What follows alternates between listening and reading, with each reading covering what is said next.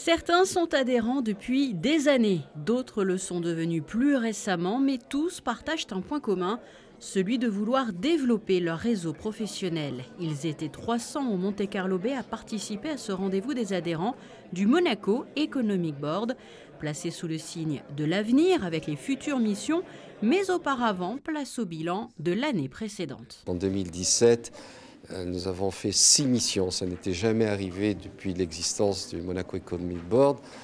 6 missions et en plus des missions très spécifiques, puisqu'il y a eu ceux qui n'avaient jamais été aussi fait 2 missions officielles, une derrière l'autre, en Slovaquie et en Moldavie.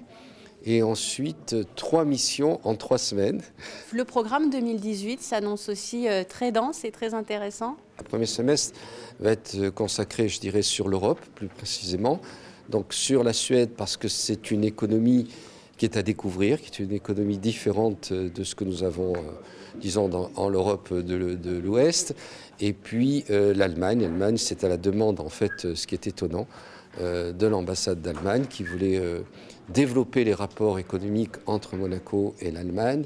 Et nous allons à Francfort, donc la place financière, disons, européenne, la première. Le MEB qui organisera aussi dès le second semestre des missions plus lointaines, comme en Chine.